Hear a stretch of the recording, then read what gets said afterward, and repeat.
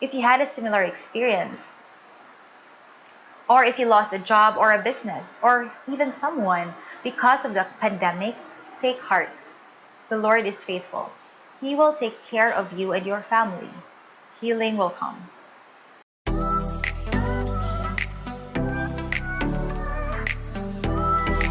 Today, I will be sharing our story of why we had to close down our businesses because of the pandemic. I decided to share this story with you because you can actually learn more from your failures than your success. When you achieve something, you're happy for a brief moment, and then you move on to your next goal. But when you go through failure, you learn lessons that stay with you forever. Another reason why I wanted to share our story was because I know that I'm not the only one going through this. So many people have been hit hard by the pandemic. And so I wanted to use our story to encourage and to inspire other people to just keep going. If you are one of these people, don't stop. God is faithful. Whatever you're going through is temporary. You will rise again. Let me start with March of 2020. That was when the government declared a lockdown and we had to close shop. We have two traditional businesses, two branches of our computer cafe, and one coffee shop. One computer branch has been around for, I think, 3 or 4 years now, while the other is pretty new. We just opened it last March of 2019.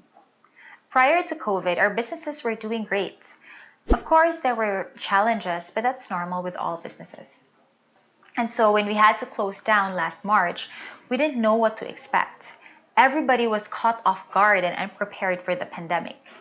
So we decided to wait and play it by ear.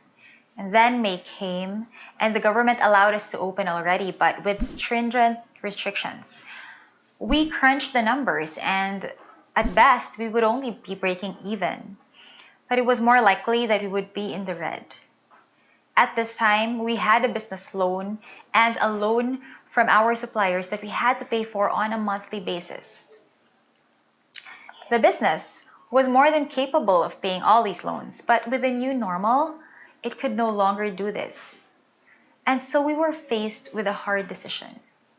Do we wait it out and see if it will be better in a few months? Or do we close it now to avoid spending any of our personal money on the businesses? It was a hard decision to make, but we could see that it was going to take at least 2 years before it would be okay. Being small business owners, we could not afford to pay for the business expenses. It had to pay for itself. And so we decided to close our businesses. We also had a construction company. It didn't close down, but we had to pull out of the partnership. And so in 1 year, we lost 3 businesses. When this happens to you, what do you do? I admit I was anxious at first. We were just starting our family. We had a 1-year-old to take care of, and we had multiple business loans. So what should we do? What could we do? Well, we got down on our knees and prayed hard for guidance, for wisdom, for provision. Even though I was anxious for a bit for our future, we decided to trust Him. Because we knew that no matter what happened, we had a God who would take care of us, who would provide for us. When you lose something significant and you can't do anything about it, then don't focus on that anymore. We did our best to run our businesses, but COVID was just beyond our control. When something like that happens, you can either focus on what you lost or focus on what you still have. And you know what? We still had a lot. We had each other, we had good health, and we had another source of income, our brokerage, Truly Wealthy Realty. Even in the midst of a pandemic, I could still work as a real estate broker. And so that's what my husband and I chose to focus on. We doubled down in our real estate business. And so, with a light heart, we got to work. We created a plan, we set up a system, and we mobilized the system by May of 2020. By God's grace, it worked. We were able to close 14 million in sales for that month without leaving our home. We contacted our clients online and closed deals online. It's a good thing property developers here quickly adapted to the new normal, and so we didn't even have to go out of our house and go to their office to make a reservation. We could do everything from home. From running separate businesses, my husband was the one focusing on the three businesses, and I focused on the brokerage. We ended up working together. And so the good thing was our skills were so complementary that we didn't have a hard time with the transition. We worked really well together, and I really praise God for that. And we continued to be consistent with our sales, selling a minimum of 8 figures per month. What did we learn in 2020? First is that God is truly faithful. I don't know what your faith may be, but this is our personal experience. Despite having to close down our businesses, God still continued to provide for us, so much more than we needed. We were still able to pay our expenses and even save. And we can only do so much. At the end of the day, there are things that are beyond our control. No matter how hard you work, you cannot control everything.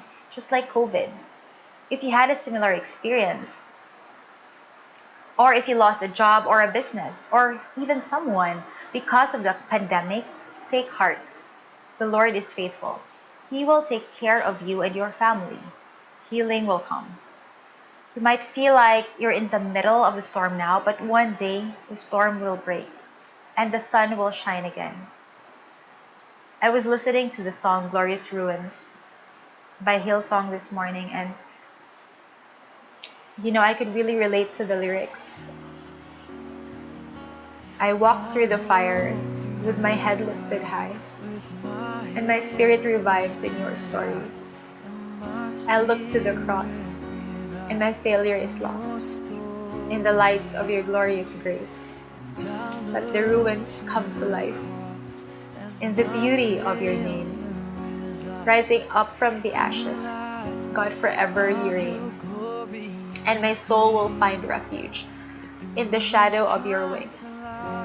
I will love you forever, and forever I sing. So this song to me is a song of rising again and really depending on the Lord. Like with the hardships that you're experiencing now, like I don't know what your story is, but the reason why I just wanted to share my story is so, like I mentioned, to inspire and to encourage those who are going through the same thing, that it's okay. You will rise again, and it's okay because God will take care of you and He will provide for you, just like He has protected us and just like He has provided for us. In the midst of this all, we were able to find strength and refuge in the Lord, and I'm just so thankful for His grace and His faithfulness. And second, like a really more practical note, setting up an emergency fund and getting an HMO, it's very, very important because you don't know what will happen. I mean, you can't predict what emergency may come along. All of a sudden, your income will just get cut off, and you can get left with nothing. So what happened with us was that we were very aggressive. We were too aggressive in expanding our businesses that we failed to set up the basic financial systems in place, such as getting a proper emergency fund and getting an HMO. Although we had an emergency fund, it was good for only 2 months. And so what we did was we immediately increased our emergency fund from 2 to 6 months, and we planned to increase it in 12 months. And we also got an HMO. So the reasoning behind this is that if something happens and you're unable to bring in income, then at least you have 12 months to work it out. You won't have to feel too pressured, or, because you have an emergency fund, you won't feel too gipit or pressured. Because you'll be able to survive for the next 12 months. So also getting an HMO is really important because this is protection for you, your loved ones, and your income. If something happens and you get hospitalized, it will take a heavy toll on your finances and your family. So when it comes to financial freedom, protection comes before investing. Because if you skip protection, then when something happens, you'll be forced to sell your investments low to pay for all these expenses. And we already made this mistake. We made a lot of mistakes, but you know what? It's okay. You don't really know what will happen. We didn't know that this would happen, but we just really chose to, look on the bright side to just keep moving forward and to see it as God's redirection. Maybe those businesses wasn't meant for us. So the third thing that I learned is resilience and teamwork is key. I honestly wouldn't be able to get through this without my husband by my side and also our family. We worked together to come up with a new business plan and we set new goals for the future. Although we didn't like what happened, we couldn't do anything about it. There's no use crying over spilled milk. And so we just chose to keep moving forward. We we saw what happened as a redirection. Perhaps God intended for us to focus more on the brokerage and to work together as a couple. And another thing that we were able to focus on was vlogging. We were able to set up our home studio and start producing sit down vlogs about real estate, personal finance, and business. Topics that I'm passionate about and would really like to share.